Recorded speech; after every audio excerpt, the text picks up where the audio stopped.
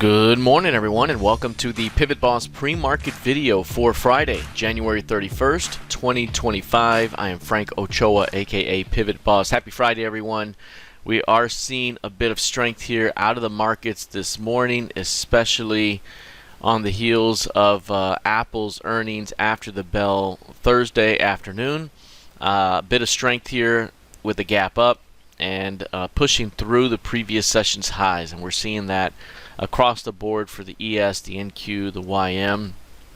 Early strong start right now, and you can see the 3-day compressions that have developed here, and we're now pushing through the Sunday night's reopen here and pushing back toward a fill of the gap from the prior Friday. So big time here, as this market has made it almost all the way back to that gap. This isn't the strongest move to begin the day, but it is very bullish here, especially with the opening gap up and the push higher. The previous session's high will be very important here today.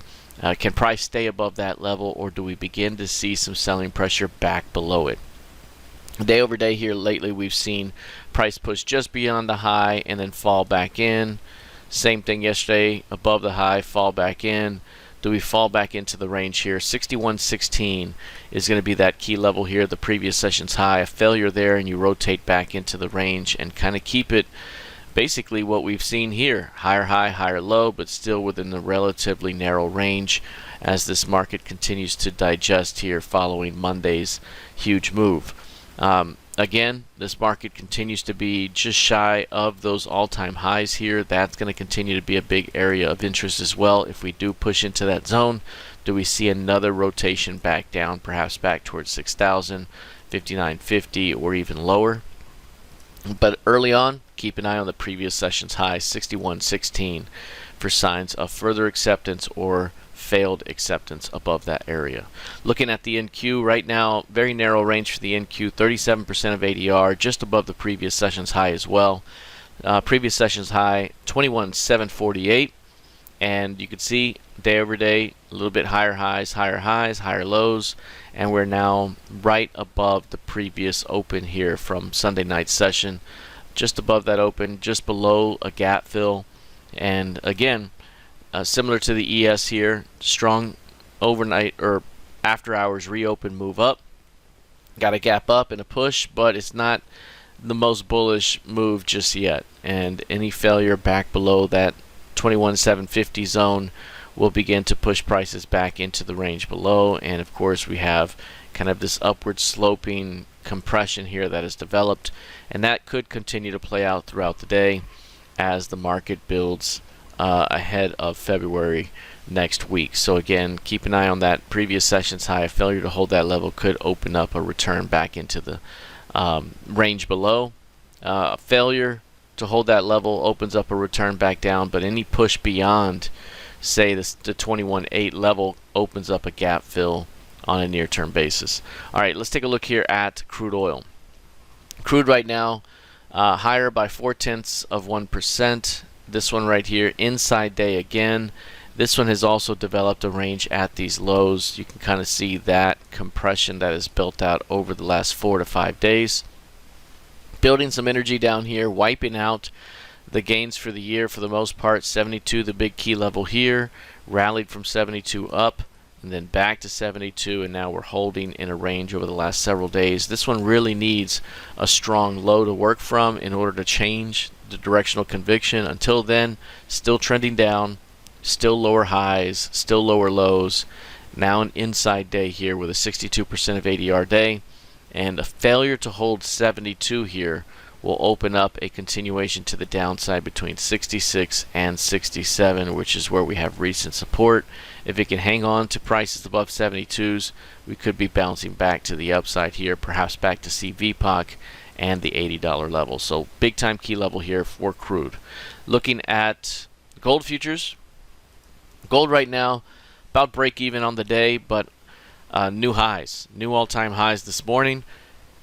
The all-time high coming in right there at the 28.59 half level. Big upside push the previous day, continuation G-squat day. This thing really took off through the 2800 level. That was the level we talked about before.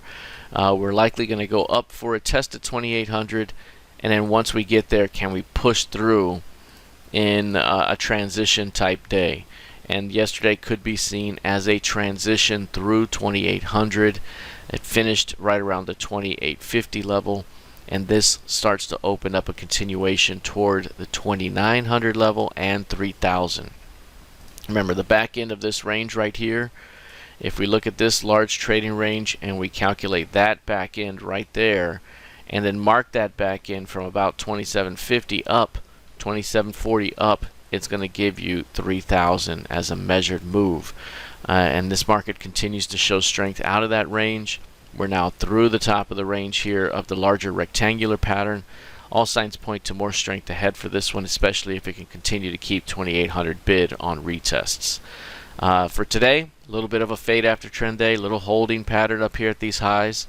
And again, could be a little bit of a holding pattern. Any pullback could still be a buying opportunity on a swing basis. Looking at the YM right now, 197 points of range, kind of narrow, 42% of ADR, new all-time high. It got a new all-time high in the previous session as well, new all-time high again today at 45,227. Again, we want to keep an eye on the previous session's highs here. It's just pushed right back below it, but a really clear 3-day compression that has developed here. That 3-day range right there in full effect, and we're holding right at the upper edge of that range. A failure to really get going to the upside pushes us back into the range for a 4-day compression. And what I mentioned yesterday as well is even if we do push through these highs, that might be best case scenario for the potential for a rejection. Strong push through the highs and then rejecting those areas could give us a higher high failure. That would open up a return back toward 43.5, maybe even back toward 42,000. So again, big time test up here developing at the moment. Previous session, a squat bar day. A squat bar after strength and into resistance. That could tend to forecast a high within 1 to 3 days. Very similar to what we had here before. All right, looking at Bitcoin. Bitcoin down about 0.25% right now, but still maintaining acceptance above the 100K level. Still holding 105s at the moment. And this one again, just hanging in there, trading within a 10,000 point range right now over the last 2 weeks, still holding within the overall 20,000 point range and building energy for a move to come. Short term here, this thing has been moving higher since that Monday low, and again, we'll see if this thing can find a way to push through the 110K level down the road for a transition day that would open up 130K later on. Looking at ETH futures, this one's up 4% again. Back-to-back days of strength for this one. The previous day, this one was up 3.5–4% as well. Off to another strong start today with a gap up, a pullback and go. So a bit of a check mark continuation day here today, and we're now approaching the 3,400 level.